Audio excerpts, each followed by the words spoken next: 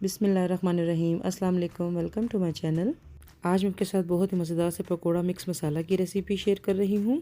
इस मसाले को आप रमज़ान के आने से पहले ही बनाकर रख लें तो 6 महीने तक तो ये मसाला जो है बिल्कुल भी ख़राब नहीं होगा। और पकोड़े बनाना तो बहुत ही आसान हो जाएगा। 5 मिनट में आप पकोड़े बना के तैयार कर सकते हैं। और इसके साथ ही आपको मैं हरे मसाले की भी रेसिपी बताऊँगी और इसको कैसे सेव करना है इसको भी आपको मैं तरीका बताऊँगी, जिससे पकोड़े बनाना बहुत ही आसान हो जाएंगे। तो आइए फ्रेंड्स, आपके साथ मैं इसकी रेसिपी शेयर करती हूँ। अगर आपको मेरी वीडियो अच्छी लगती है तो रेड कलर के सब्सक्राइब के बटन को क्लिक करें और इसके साथ ही बेल आइकन को भी ऑल पे क्लिक करें, ताकि मेरी हर नई आने वाली वीडियो को नोटिफिकेशन सबसे पहले आपको मिले। और अगर मेरी वीडियो अच्छी लगे तो इसको लाइक करें और शेयर करें अपनी फैमिली और फ्रेंड्स के साथ। तो सबसे पहले ले लिया है मैंने ये भुना हुआ ज़ीरा 4 टेबल स्पून और भुना हुआ साबुत धनिया भी ले लिया है 4 टेबल स्पून। अब धनिया को मैं थोड़ा मोटा मोटा पीस लूँगी, ज़्यादा इसको बारीक नहीं पीसना है।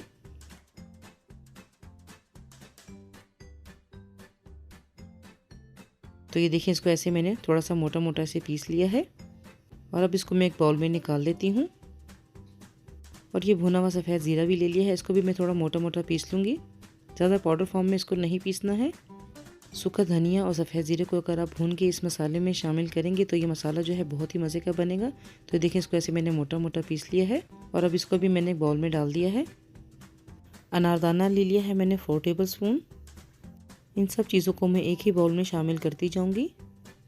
और अब इसे मैं शामिल कर दूंगी अजवाइन, ये लिए है मैंने 2 टेबल स्पून। और अब साथ ही इसे मैं शामिल कर दूंगी हल्दी 1 टेबल स्पून। नमक इसे मैं शामिल कर दूंगी 2 टेबल स्पून। इस मसाले में ये नमक बिल्कुल ही परफेक्ट था। कुटी हुई लाल मिर्ची शामिल की है इसमें मैंने 4 टेबल स्पून। लाल पिसी हुई मिर्च का पाउडर शामिल किया है 2 टेबल स्पून। और अब इसे मैं शामिल कर दूंगी कसूरी मेथी, ये ली है मैंने 2 टेबल स्पून।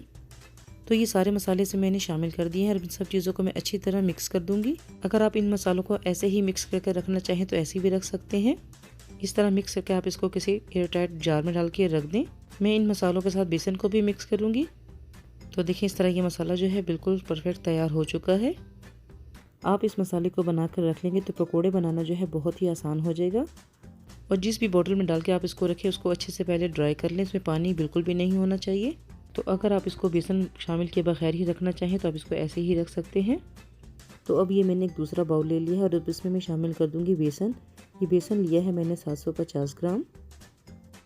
और अब इसमें मैं शामिल कर दूंगी चावल का आटा, ये लिया है मैंने 125 ग्राम।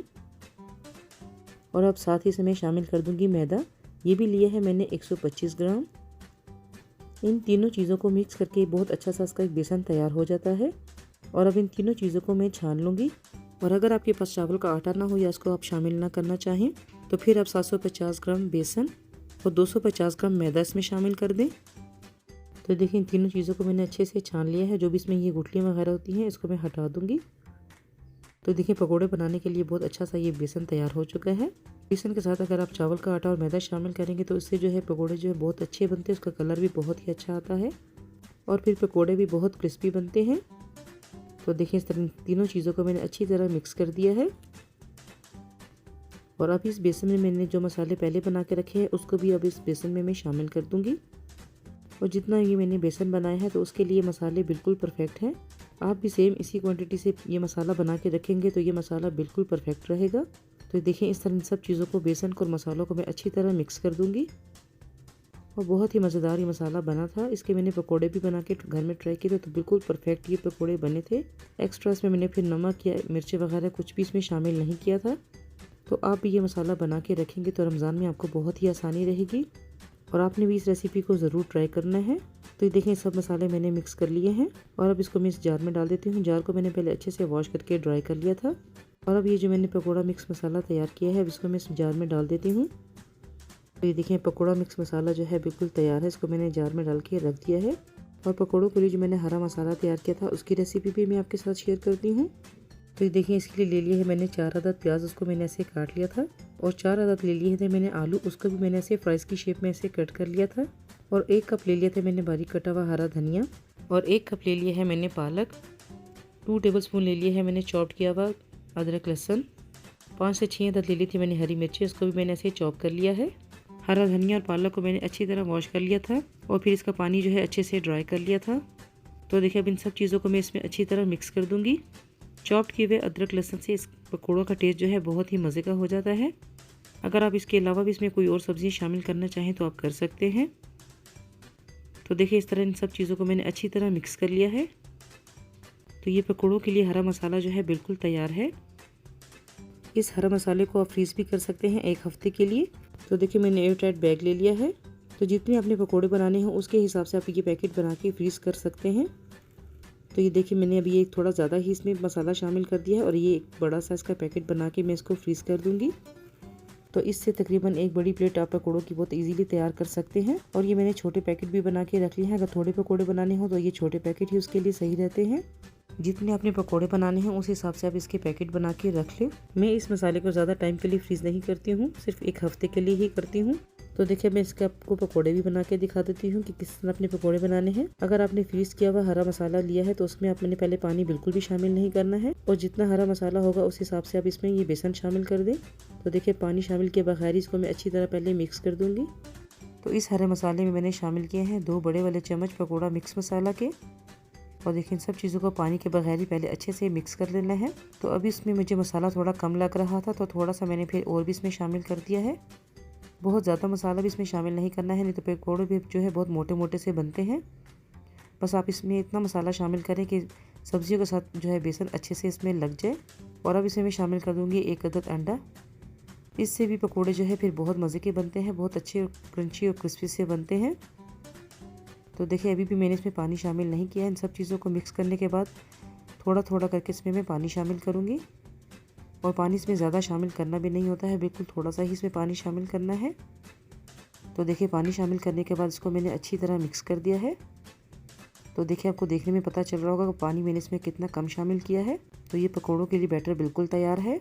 और ऑयल को मैंने रख दिया था गर्म होने के लिए। इसमें थोड़ा सा मैंने बैटर डाल के चेक कर लिया है ऑयल का टेम्परेचर। और अब मैं हाथ से ही पकौड़ा का बैटर जो है इसमें डालती जाऊँगी और पकौड़े इसमें बनाती जाऊँगी। आप इस बैटर को स्पून से भी इसमें शामिल कर सकते हैं, जैसे आपको ईजी लगे उस तरह आप ये बैटर इसमें शामिल कर दें। ऑयल को पहले अच्छी तरह गर्म कर लेना है और फिर मीडियम फ्लेम पे ही पकौड़ों को फ्राई करना है। अगर हाई फ्लेम पे आप इसको पकौड़ों को बनाएंगे तो पकौड़े जो है फिर अंदर से कच्चे रह जाएंगे। तो ये देखिए पकौड़े जो है बिल्कुल तैयार है। कितना खूबसूरत इसका कलर आया है। और इसी तरीके से बाकी के पकौड़े भी मैं ऐसे ही बना लूँगी। तो देखिए आपको देखने में पता चल रहा होगा कि माशाल्लाह पकौड़े जो है कितने अच्छे बने हैं। और टेस्ट भी इसका बहुत ही मज़े का था। इसमें मैंने नमक मिर्च कुछ भी एक्स्ट्रा इसमें ऐड नहीं किया था। तो ये पकौड़े जो है बिल्कुल तैयार हैं। पकौड़ों को मैंने डिश आउट कर दिया है और अब इसके ऊपर मैं डाल दूँगी चाट मसाला, जिससे पकौड़े जो हैं और भी मज़े के लगते हैं। इस चाट मसाले की रेसिपी भी मैंने यूट्यूब चैनल पे अपलोड की हुई है, इसका लिंक मैं आपको डिस्क्रिप्शन में दे दूँगी। तो ये मज़ेदार से चटपटे पकौड़े जो है बिल्कुल तैयार हैं। और इस पकौड़ों के साथ मैंने बना लिया था रायता और इमली की चटनी, जिसके साथ ये पकौड़े जो हैं बहुत ही अच्छे लगते हैं। तो फ्रेंड्स कैसी लगी आपको मेरी आज की रेसिपी? आप भी ये रेसिपी ज़रूर ट्राई करें, तो इंशाल्लाह आपको ये रेसिपी बहुत पसंद आएगी। और अब रमज़ानों में पकौड़े बनाना जो है बहुत ही आसान हो जाएगा, क्योंकि अफ्तारी में जितनी भी आप जल्दी करें तो हमेशा पकौड़े जो हैं लेट ही हो जाते हैं और बिल्कुल इसको एंड पे ही बनाना होता है। तो अगर इस तरह आप ये हरा मसाला और पकौड़ा मिक्स मसाला बना के रख लेंगे तो पकौड़े बनाना बहुत ही आसान हो जाएंगे और पकौड़े बनाने की टेंशन जो है बिल्कुल ही ख़त्म हो जाएगी। 5 मिनट में आप पकौड़े बना के टेबल पर रख दें। तो ये देखिए मज़ेदार सी इमली की चटनी के साथ ये पकौड़े जो हैं बहुत अच्छे लगते हैं। और ये रायते के साथ भी पकौड़े बहुत अच्छे लगते हैं। केचप के साथ भी आप इसको सर्व कर सकते हैं। उम्मीद है आपको मेरी आज की रेसिपी ज़रूर पसंद आई होगी। अगर मेरी वीडियो अच्छी लगी हो तो उसको लाइक करना ना भूलें। दुआओं में ज़रूर याद रखिएगा। फिर मिलूंगी इंशाल्लाह किसी अच्छी सी रेसिपी के साथ। अल्लाह हाफिज़।